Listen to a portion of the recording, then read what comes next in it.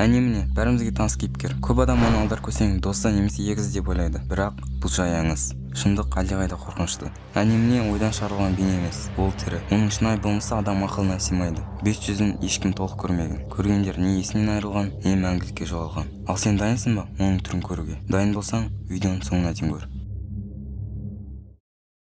Ең бірінші әне-міне бөлімін мазмұндап кетейін. Мультфильм басында мынау адам өз қолынан құмыра жасап жатады және де тұрып оны пештің алдына жылытуға қояды. Сосын өзінің жасаған құмыраларын санап жатады және де оны аз емес пе деп уайымдап тұрады. Сосын бізге қаладағы бір базарды көрсетеді. Ол жерде саудагерлер толып тұр және де бағана құмыра жасап жатқан саудагеріміз өзінің құмырасын базарда сатып жатады. Және де оған бір 2-3 адам келіп құмыра алғысы келеді және де бағасын сұрайды. Ал әлгі саудагеріміз болса сатып таласпаңыздар деп оларға айтады. Сосын сол кезде бір белгісіз басына қорап киіп алған адам әлгі саудагерге бара бастайды. Және де мен саған құмыра жасауға көмектесейін деп айта бастайды. Саудагер сен кімсің деп сұрап жатқан кезде әлгі белгісіз адам оған саған құмыра жасауға көмектесейін дейді. Және де құмыраны жылдам тез жасаймын дейді. Сосын саудагер осылай істеген үшін мен саған қанша төлейін деп сұраған кезде әлгі белгісіз адам ақша керек емес дейді. Тек қана менің айтқанымды істесем болды деп айтады. Бұған әлгі саудагер қатты қуанып кетіп онымен келіседі. Сосын олар әлгі саудагердің үйіне келген кезде белгісіз адам мынау пешіңді сындыр дейді. Осы жерге жаңадан үлкен пеш жаса дейді. Саудагер уайымдап маған мен ақшам жетпейді ғой деп айтып жатқан кезде әлгі белгісіз адам ақшаның керек емес, тек қана үйдегі керек емес заттардың бәрін алып шық, үлкен ошағың әне-міне дегенше дайын болады деп айтады. Содан кейін біз қорқынышты бір дәу пешті көреміз. Сосын белгісіз адам әлгі саудагерден отын әкел деп айтады және де тез деп айтады. Оны асықтырады. Ал өзі болса құмыраларды шығара бастайды. Сосын саудагер асығып тез әлгі ағаштарды оның пешіне сала бастайды. Содан кейін әдемі құмыралар шыға бастайды. Және де белгісіз адам бұны базарға апара бер деп айтады. Саудагер қатты таңғалып мынаны қалай түп-түзу шығардың деп таңғалады. Сосын саудагер базарға келіп өзінің құмырасын сата бастайды. Және де оған бірден қаншама адам топырлап келеді. Және де бәрі таңғалып осындай түп-түзу әдемі құмыраға ақша төлейді. Сонымен бүкіл товарды сатып біткен соң әлгі сатушы көп ақша алады. Және де бұған қатты қуанады. Және де әлгі саудагер үйге келген кезде анау белгісіз адам тезірек отын әкел деп қайттан оны асықтырады. Ал саудагер болса қайтадан өзінің бүкіл ағашын сол пешке лақтырып жібереді. Сосын әлгі белгісіз адамға бұл отын жетпей тағы да отын әкел деп оның одан сайын асықтырады. Және де белгісіз адамға бұл отын да жетпей дым естігім келмейді тез отын әкел деп асықтырады. Және де айғайлайды. Және де әлгі саудагер менің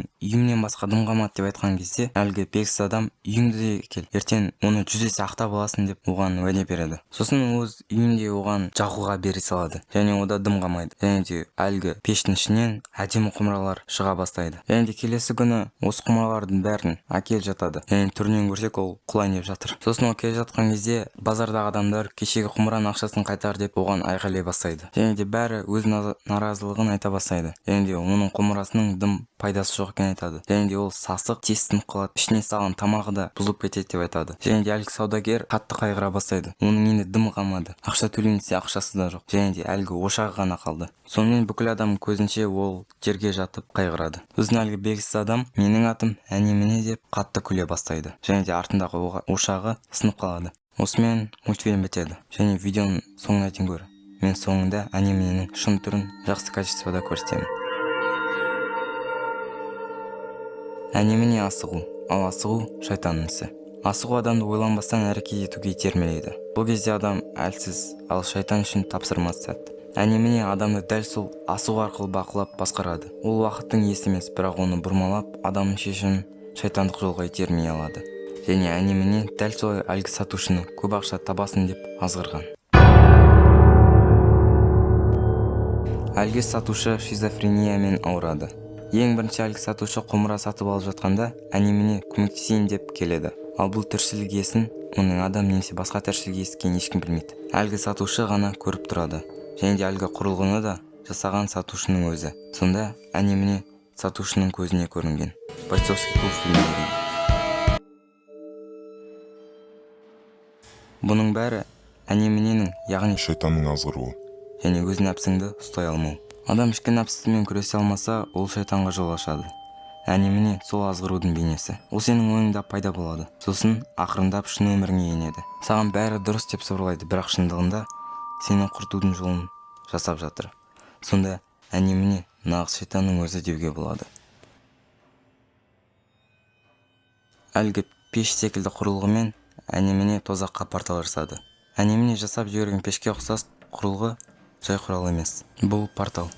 Анимне уну адам алеми менен тозак арасындагы көпүрөтүү үчүн пайдаланган. Курулгу иске косулган сати аба, суу, бир түрлүү дыбыс эстеледи. Ал анимне дым болмагандай жок болуп кетеди. Айткандай, анимнин сүрөтүн силерге көрсөтөйүн. Мен унун сүрөтүн таптым және ол жаман качествода болду. Короче, жакшы качествода фотону табууга тырыштым. Сондуктан осы үчүн лайк басып кетиңиздер.